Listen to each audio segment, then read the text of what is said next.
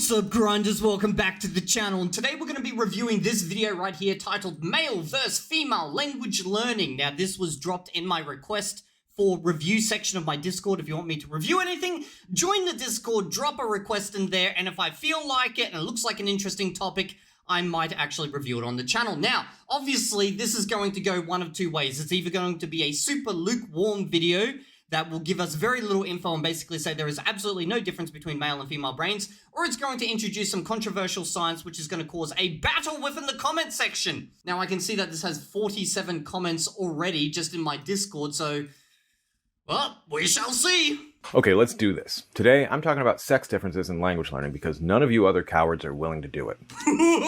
We're starting hard. Let's begin. Okay. I'm taking a big risk on today's video, not only because my viewership and YouTube viewership in general skews male, and I'm going to talk... Wait. So YouTube demographics is just under 50% female? I don't believe that for a second. I reckon lots of women just don't specify their gender. There's no way. There's no way it's like mainly male. Well, not mainly, but like majority male. Let's have a look at his stats. So he's like 20% male. Oh, sorry, female. And then the rest is mainly male. Okay, and I know this says user specified and there's no user specified over here. I still think it's probably 50-50 realistically. But let's have a look at my channel. I am very curious. Okay, guys, so here we go. We got the stats on my channel. So we have, apparently a bunch of you aren't subbed. You motherfuckers. Anyway, let's keep going. So we've got 22% is female, 76% is basic, 77% is male, and then basically 1.1% is unspecified. And most of you are between the age of 25 and 34. Wow, that's actually quite cool because I am above this age. You see that number right there? I am above that number. So it makes me very happy to know that I am influencing the younger generation. I am corrupting their minds. Okay, and because people keep asking me about this, 30% of my audience is from the US, okay? So when you guys think you're very important in the world, just understand you're not that important on my channel. Apparently, Canadians. Wow, there's more of you guys than there are Australians. That is sad. That is sad. But at the same time, probably a good thing. I can influence you guys as well. About things that make the menfolk squeamish, but also, I just missed that part about menfolk squeamish or something. Video, not only because my viewership and YouTube viewership in general skews male, and I'm going to talk about things that make the menfolk squeamish, but also... What could you possibly say that's going to make men squeamish? Get the fuck out of here, man. As is becoming a theme on this channel, a clear presentation of the science as best as we understand it upsets a wide range of people. The buckle. Okay, that's true. Maybe that's what he means. Because people just get angry over the most random shit. I see it in my comment section all the time. But I do get asked about this topic a lot, like a lot, and I think it's important, especially to add an evidence-based scientific view on how to supercharge female language learning. We'll talk about men and women, but nobody talks about women. Wait. So this is going to be a video to help women learn languages. So then that means there must be a difference between them, like between men and women when it comes to... I don't know if this is going to be, because it's just male versus female language learning. Okay, so it's not from like an evolutionary perspective. It could be from a societal perspective overall. Because, like, in my mind, there might be some societal differences. Like, if I think about all the YouTubers who teach languages, okay, I notice female YouTubers like to use things like notepads and they draw in it and they make them very beautiful as they learn languages. But I haven't really seen any... Well, there is a couple, but they don't do that type of thing. Most of them do, like, you know, they try to use tech in all sorts of crazy ways on the male side. While the females seem to be a bit more artistic. Now, this is obviously a very subjective view of the few YouTubers that I do follow, and I don't follow that many. So some weird stereotypes about language learning that YouTube has played part in, inadvertently promoting. For instance, that polyglots skew male. There's an entire book about how hyperpolyglots, people who speak like 12 languages or whatever, tend to be not just male, but are also more likely than the general population to be left-handed, autistic, and gender... Okay. First up, I've not read this book, but I dealt with a lot of hyperpolyglots in my day. I've investigated a fair few on this channel, so I think the most important factor here we need to determine is, are they a hyperpolyglot, or are they basically someone who's trying to sell some bullshit online and knows a little tiny itty bitty, maybe a couple of sentences, or doesn't even know that in a bunch of languages? Because I think that would make a very big difference for the type of person you're going to get. Now, overall, both the fakers and also the legitimate ones are majority male. Okay, so I've investigated a bunch of polyglots on my channel, and I would say 25% of the hyperpolyglots I've investigated are female, and then the rest are male.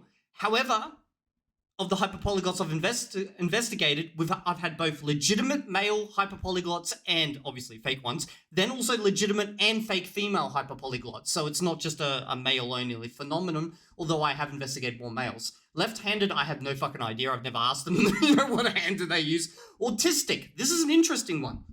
Of the guys who are fake, and I've investigated, I don't think any of them were autistic, although Walter, he's not fake. He exaggerates his abilities quite a bit. He might be autistic. I get the feeling he might be, but I don't know. Gender expansive. I actually don't know what that means. Like, is that... Yeah, hopefully he explains. Expansive. Unconstrained. Gay. Oh, okay, so it just means they're gay. Okay. So hyperpolyglots are generally autistic, gay, and male. And left-handed. But it may just be that those factors describe who was most likely to make a YouTube channel about polyglottery in 2012 or so. Wait, so that book's from 2012? Okay, no, the game's definitely changed since then. Maybe actually this might be more authentic then, because I feel like since that time frame, it's now become kind of like an e-penis thing where you can, if you speak 12 languages, you're like, check out the size of my fucking e-dick, man. I am the king of languages. And then you got the other guys coming out here going, oh, your e-dick's small as fuck. I got 25 languages under my belt. And I'm pretty sure then the more modern stats would skew that, because most of those guys don't got no languages under their belt. But maybe back at that time when there was less of an e-penis thing going on, it might have been more representative. As an aside, doesn't polyglottery sound just kind of like a gross word? Like, polyglottery has been illegal in this state since the 1860s. Maybe. Anyway, in part because of that stereotype, I've got a growing list of female YouTube polyglots who sometimes have a totally different style of doing things. And yes, I'm aware that a list of female polyglots is big binders full of women energy. So they brought us whole binders full of women. But well, I didn't get that. What's that mean? Big binders full of women energy. So they brought us whole binders full of women. But it's all part of a... I don't get that. Is that like a US politics thing? It must be. Okay.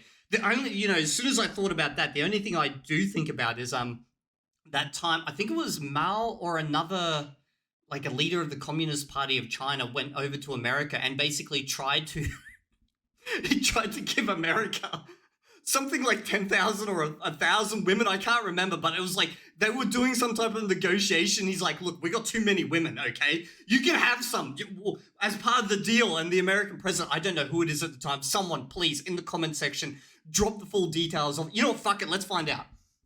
Oh my God, my numbers were totally off. Okay, so Chairman Mao once offered to export 10 million women to the US.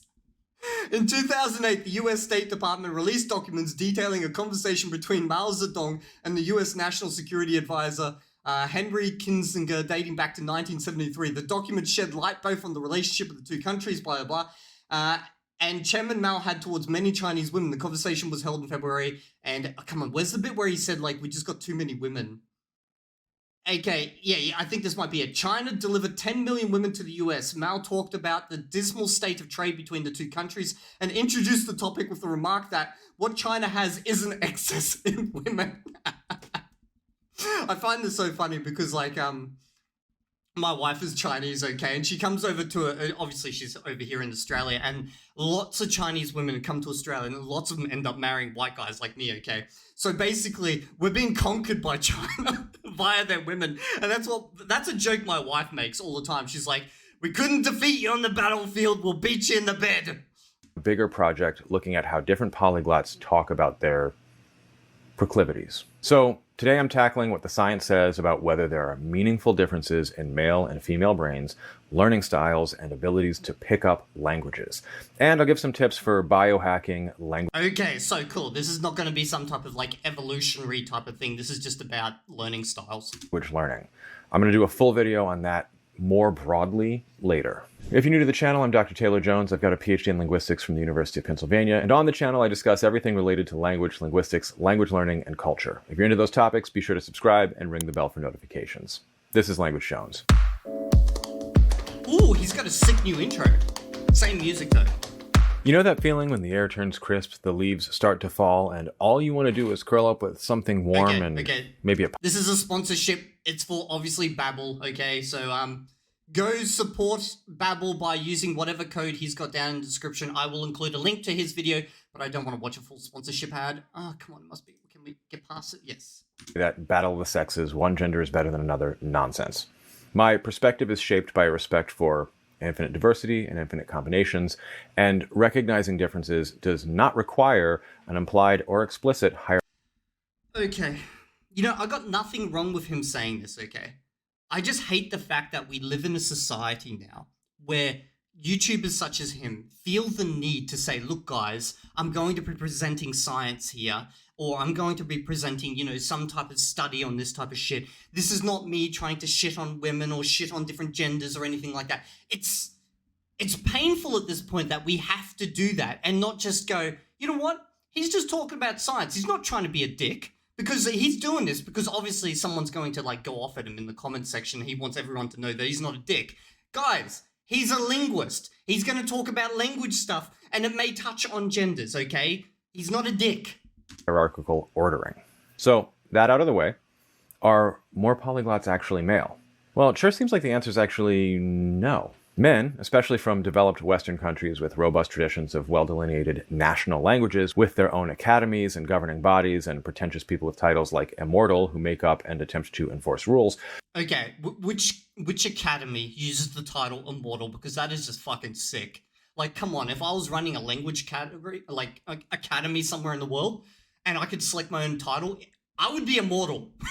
Like, come on, that's fucking cool. And you gotta admit it, like, guys love to give themselves, like, D&D style titles. Those men seem to both view language learning as a leisure activity with social clout, and they seem to talk about it. Okay, let's be honest. What do guys like to do? Guys like to get to the top of the field of whatever field they're in, okay? And if someone's into languages, they want to get to the top of language. There's a reason why there's a bunch of hyperpolyglots, and the vast majority of them, beyond the fact that, as the stats showed, you know, the majority of viewers for these types of channels are men. But beyond that, the vast reason for why the fake hyperpolyglots are males is because it's a status thing, okay? Men chase status. Now, I got no problem with a guy chasing status as long as he can fucking actually speak those languages. The problem for me is when that guy's like, look at me with my giant e-penis of 25 languages out here, and he can't even pronounce the most basic of fucking words in the language. That's where I've got a problem. But if the guy legitimately speaks a whole heap of languages and is a hyperpolyglot and he's done it for status reasons, I don't care. He actually did it.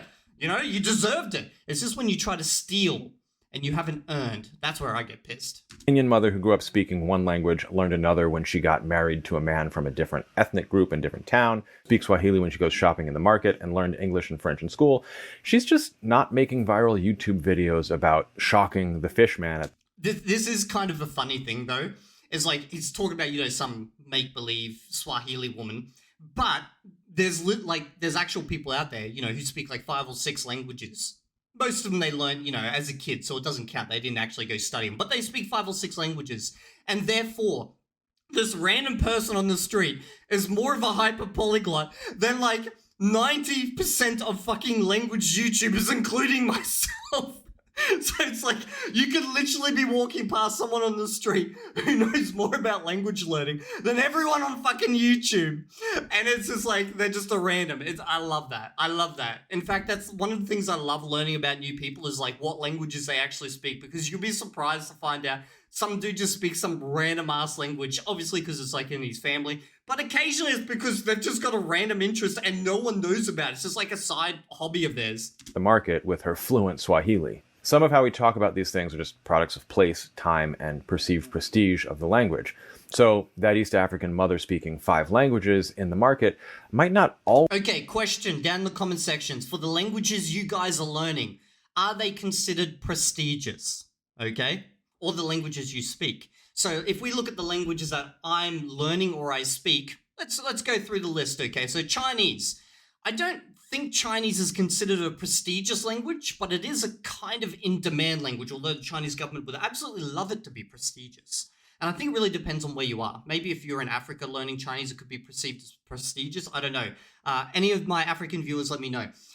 For, obviously, English. It's English, okay? What's there to say? Spanish... I think Spanish is kind of seen in some ways as prestigious. It really depends on the community. And Esperanto is not seen as prestigious at all. Like, fucking hell, not. Some people don't even consider it a language. Always be as lauded as the Oxbridge man who knows Latin, Greek, Sanskrit, and Arabic, like William Jones or whatever. Like, in Australia, French is considered prestigious among the older generation. Now, I don't know about young people because I think young people here just don't give a shit about languages, but French is still perceived as prestigious because when I first started learning languages, I asked people, you know, what language should I learn? Everyone was like, fucking learn French, it's the language of the empire. Obviously, they were a little bit out of date, you know, Australians, we haven't quite caught up with the modern times, but everyone was still recommending French. Strip away the culture and it sure seems like everybody's doing a lot of stuff with language. But are there differences in the male and female brain when it comes to language learning? Here's a question. Are there real meaningful differences between male and female brains at all? Well, it turns out, unsurprisingly, that this is a source of tremendous controversy in neuroscience and psychology and biology and all those fields. There are camps that say there are uniquely male and female brains. There are camps that say there are really no meaningful differences. There are camps that say male and female are constructs and that there are meaningful differences. I don't even bother to really get into this because it's so washed in politics nowadays, you can't. It's just too hard. That relate to gender, not sex. And there are camps that say that it's all constructed all the way down. And not only is gender a social construct, but so is sex. There's enough that I'm starting to get turned around. And they all go in the same podcast, so it's very confusing from week to week on Huberman or Diary of a CEO or whatever. There's also a burgeoning body of research on the impact of hormones and hormone cycles on our brains, and men and women in general, on the aggregate, have different profiles of hormones on different cycles. Honestly, without getting too far into all the controversy, it seems to me from the outside that there seems to be fairly robust evidence that human brains are all more or less the same, but are affected by their environments and by the chemical cocktails that they marinate in. Look, this makes sense to me that they're going to be pretty much the same for most things because like I assume there's some hormonal differences and stuff like that, and that's pretty much the extent of my thinking about it, but like I don't think it's enough to actually make an impact on language learning in any way. I think the biggest impact would just be societal interests, like what are women in that society interested in, what are men interested in, and therefore they're going to apply that to their language learning. A perfect example being that I think a lot of men are interested in gaming. Now, this is not to say women aren't, but I'd say the vast majority... Well, not the vast majority. There is a lot more men interested in gaming than there is women, and therefore there's going to be a lot more men using gaming to learn languages as opposed to women. As I said earlier, I've noticed that the female polyglot channels, they like to do lots of drawing and stuff like that in their books, which is not something that would interest me so much. I have kept a diary, but I don't do that type of artistic stuff.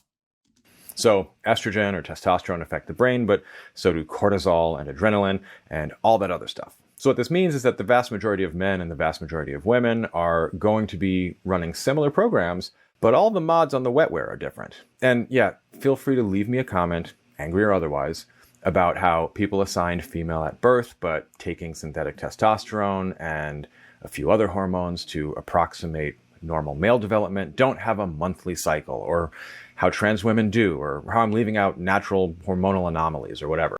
Oh, this is definitely going to happen. Someone's going to rage at it. For most of the population watching this without medical intervention, you're going to have a few primary biological cycles we can hack to accelerate language learning. Let's start with the men, who will almost undoubtedly be surprised to learn that they have a regular cycle. We actually have hormone cycles that are daily. Women watching this... Okay. What's the cycle then? Cycle. We actually have hormone cycles. So, what, at 6 a.m.? I don't know what these numbers mean. I'm looking at this like I know what it means. Like, yeah, I get it. We got a testosterone fluctuation that kicks in at 6 a.m. Maybe that's why I always need to get up around that time and piss. That are daily. Women watching this, insert joke in comments here. We also have yearly cycles with higher testosterone in the spring and summer, and some researchers have concluded men, brace yourselves, have a monthly cycle. Not everybody's convinced, and the main proponent of the claim once quipped that if women didn't bleed, the research establishment would likely be skeptical of their monthly cycles too. Why does this matter? Well, testosterone is associated with focus, with spatial memory, especially rotation, and with verbal learning. Spatial memory. Okay, I am absolutely, by God, fucking amazing when it comes to spatial memory, okay? I could go to a place, and I could have visited 2 separate places in a city, and never gone between them, yet be able to get from one to the other without any problem. And yet my wife will walk into a freaking shop, 2 minutes later walk out in the opposite direction to her original, intended direction, and be like, oh, it's fascinating to me that she has that. Now, I don't know if that's a gender thing, but just this part right here, it makes me think so, at least in our case. The last of these is especially pronounced in studies on women. In fact, okay, I'm sorry I keep interrupting him, but I've got a video on my channel where this whole spatial memory issue thing resulted in my wife getting on the wrong train while we were in Paris and ending up in Barcelona, okay? And this is during a time period where not everyone was carrying around mobile phones. And this was literally because she walked into the wrong goddamn door. And she had my passport, my wallet, and everything. So I was left in Paris with nothing. So I ended up being like a homeless guy running around in Paris trying to survive until she got back, which was almost 24 hours later. Men and older men, people who tend to have less testosterone. So it seems like a nominal range is the sweet spot, and Ronnie Coleman isn't going to see huge hyperpolyglot gains while lifting his light weights. Well, if this is the case also, maybe we could use spatial memory to help us learn languages better if you're a man. If we could implement languages, obviously, into a 3D space, and I know there's games that have attempted this, but maybe there's a benefit to be had there. Wait, baby! Researching this, spatial memory really caught my attention. I see male polyglot after male polyglot expound the memorization benefits of the memory palace. Basically, where you imagine a spatial domain in your mind's eye and place mnemonics or words or whatever all around. I've used the memory palace technique before and I've spoken about it before. I don't think it's great for learning a language, but it is fucking phenomenal for learning monologues. I use it as an actor all the time to rapidly learn monologues, but learning words, I could not see how it applies. And I feel like a lot of those polyglots who talk about actually using it to learn a language, I feel like they just heard about a memory palace and are like, oh, this sounds like a cool idea. I'm going to make a video about this without actually implementing it. The dorkiest Easter egg hunt. And for men, the testosterone cycle is related to the circadian cycle, your body's sleep cycle. Okay, so maybe early morning study or whatever might be the good idea here. I might try that out. Testosterone peaks roughly 2 to 3 hours after waking, assuming you're regular. Am I gonna make uncomfortable period jokes about the men's cycles for the rest of the video? Come on, you know you want to do it. Are you regular? Are you men regular? I'm not regular. My thing's all over the place, okay? Especially these last few days. Jesus Christ, I went to bed at freaking 7 yesterday because the previous nights I hadn't slept at all, and I ended up waking up at 5 in the morning when my cat was at the door starving. Yeah, probably. If you're touchy about it, maybe it's your time of day. So that window, approximately the time that Alexander Argeshes, the hyperpolyglot, has finished his morning coffee and is journaling in Arabic, deep YouTube cut, Well, first thing I do, I wake up, I sit down, I write 2 pages of Arabic. is basically an ideal time to study. And the evenings are an ideal time for more reflection, consolidation, and passive study like listening to podcasts or reading with a I've got mine in complete opposite. So I do my reviews in the morning, my study at night. pipe and a snifter of brandy or a shot of Slivovitz or whatever your thing is. But honestly, that daily division is a fun little factoid. The men, we're simple folk. The women are where it gets interesting. Now, for most adult women watching this will not be news, but for the men and boys who watch this channel, I hope you'll indulge a quick review. Men, honestly, if you like women at all, whether romantically or as friends, you could benefit from some knowledge here too. But I'm not here to tell you how to live your life. I'm here to tell you how to learn languages. So, women... I don't know what it is, but there's something about the way he talks as if, like, he's kind of trying to belittle men a little bit. I don't know why he does that, okay? Because, like, you could make the exact same content and, you know, present all these things without doing that. Like, it just rubs me a little bit weirdly. Because, like, sure, men don't understand everything about women, but women don't understand everything about men. Shocker. have an approximately monthly cycle of hormones. Is it exactly 28 days, just like the moon? Well, no. Neither is actually 28 days, so don't go tagging Neil deGrasse Tyson in. And women vary, but doctors and scientists use a 28-day model because it's about average. Now, the easiest way to figure out where to start the cycle is with bleeding. It's obvious. That lasts a few days. You can feel free to watch other videos about how eggs do stuff or how linings are shed or whatever, but that's not what we're here for. Or you could just be married for 15 years like me. Trust me, you'll know about it. You'll know about it. We're here for riding the waves of hormones to optimize learning. And there's a very real and predictable pattern to this, so much so that there's tons of YouTube videos on cycle syncing. In fact, part of the impetus for this video was that I was talking with somebody about how the male and female polyglots have totally different vibes on their channels. The men, maybe from all that testosterone, talk about dominating their languages and smashing their goals. Or grinding those fuckers, which is what I do. And the women have like pastel cozy core content about journaling in their target language. Okay, I was not going crazy. So it is actually a thing. Good to know. I'm glad to know that I was not just noticing something that didn't exist.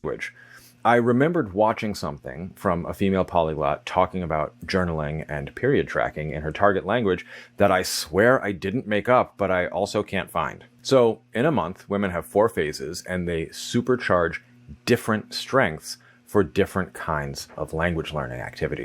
Okay, if you're a woman down in the comment section, let me know if the rest of this actually sounds legitimate to you. Obviously, I don't have periods, so I don't know. And conversely, but apparently I have male periods.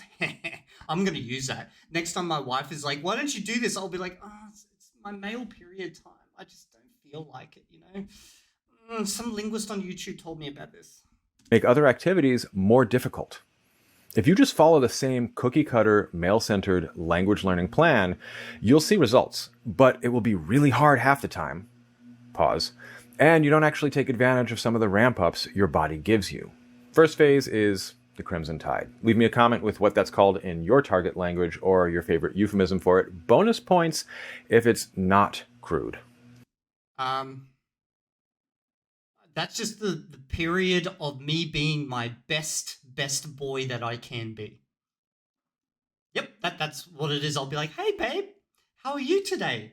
Oh, that's great. Did you want me to get you something? Oh, her eye is starting to do this. I better get out of the room. Where's her cat? During menstruation, there's relatively low hormones across the spectrum. And it's this time that despite the discomfort, there's also the greatest ability to reflect and process information. This is a great... There's definitely information processing. I'm going to get cancelled. I'm so going to get cancelled. I know that... I just want to say to the women, as he said in the comment section below, this is all in good humor, okay? Because I just know I'm getting cancelled over this. Time for all that extensive reading, listening to podcasts, and reviews of your language learning. Whether reading your language journals, if you're into that kind of thing. Okay, let's talk realistic about what's happening during this period of time. Okay, extensive reading. So she's reading over all the promises I ever made and checking whether I have fulfilled them. Listening to podcasts. She's extensively listening to every single word I'm not saying. Reviews of your language learning. This is a review of everything I've ever done in the world and how I've done it wrong. Or whatever low-effort engagement with your target language you most enjoy. Or whatever low-effort engagement apparently I've enjoyed. You're dealing with enough. After about day 5 or so, you're solidly in the follicular phase where estrogen is rising. This is associated with high creativity and low anxiety. Estrogen lowers anxiety and calms fear response. So this is an ideal time to do the kind of learning that benefits from lower anxiety. Interactive learning like language exchanges, studying with a tutor, and doing all that outgoing, creative, engaged use of your target language. Days 10 to 12, if we're scaling to a 28-day cycle, are associated with an increased ability to memorize. Days 14 to 15 or so is the peak, plus a peak in testosterone around ovulation. That's the peak of confidence, extroversion, romantic attraction. Yetzirah. In this time frame, LH supports... I feel like this whole romantic attraction one, this must disappear after marriage. After a while. We just skip this phase, you know? We optimize the circle. Verbal and communication parts of the brain. This is an ideal time to conquer your Anki deck and smash your vocabulary goals by dominating your learning. And then you get to the back end of the cycle when estrogen drops dramatically. Progesterone peaks, and you have a few days of what the scientists call reactivity. Boyfriends and husbands, it does not matter what the scientists call it. Don't call This is professional, use your own discretion to pick degrees, blah, blah, call it reactivity. That's not going to go over well.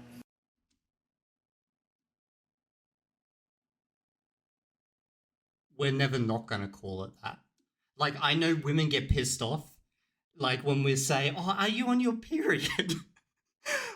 After 15 years of marriage, I still do it, okay?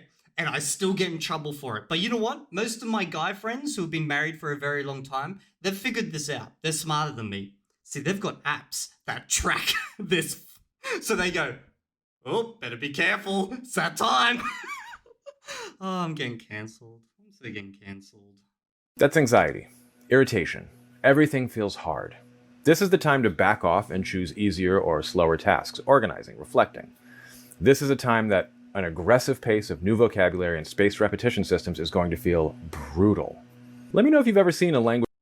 Okay, I need to ask the women in the comment section. Are you guys going to take this like little chart of his and then you're going to put this up on the wall, and then as you pass through these different periods, are you going to look at this and go, now's Anki time? Or are you going to look at this and go, now's not the time? Like, how are you going to apply this knowledge? I'm very curious. Influencer talk about hacking your productivity around your biological cycles, by the way. I haven't seen it. I've seen productivity influencers and science influencers do it, but it seems like the biohacking has just not really made it into the language sphere. So what are the takeaways? Well, first, learning isn't one size fits all. A memory palace might be amazing, or it might be amazing for people with more testosterone bathing their brains. Trans men learning languages, check in the comments. Are memory palaces more engaging and useful after transition? For the average guy, I really don't think memory palaces are useful for learning languages at all. They're great for learning speeches, monologues, anything that is of continuous data. So the reason being is because what do? You walk through a location, picking up the hooks as you go to help remind you of something, okay? But a language is not something that just goes from A to B to C to D. So I don't think it has value there. Anyone who's selling you that, I'd have to watch a video on it, because I cannot imagine how you could use that. I feel like this is more just people hearing about a cool concept called memory palaces and then making bullshit videos about it. Your other optimization may be more important. Things like getting solid sleep and good nutrition. But in theory, you could benefit from chill, passive language study in the evenings and scheduling your focus for when your body is optimized for it in the mid-morning. For women, you can really play with optimization where it might be smart to really up vocabulary and grammatical learning in things that require focus for 2 weeks and review, retention, and passive use for the other. Back off the new words and maybe even ease up on your focused reviews. And the week where you feel amazing and social and outgoing, that's the perfect time for your italki, or however you have your creative, active, focused social use of your language. If you like what I'm doing with the channel, you can support. Okay, overall, I guess it was an interesting video. It was not of that great a value to me. It's probably, if anything, is going to get me cancelled. But I guess it could be useful for the 25% of you girls out there who are watching this. But there is one portion of this video that annoys me a little bit, and it's the way he likes to talk to men, as if he's kind of like above the rest of us men. Bro, you're just with us, okay? Don't act like you're like somehow more enlightened about how men treat women or something. You're just exactly the same as the rest of us, okay? Men don't understand women all the time. Trust me, 15 years of marriage, I don't understand my wife all the time. And you know what? She don't understand me all the time either. But the great thing is, you figure it out and you work together. Anyway, all those things I've been saying about, the women and stuff, those are jokes. But also, when you get married to someone and you're with them for a very long time, these types of jokes are funny, even for your partner. And trust me, she's got plenty of jokes to make about me. Hope you've all enjoyed this video, and I'll see you all in the next video. And if you're not there, well then, I'll be tracking your cycle on my app.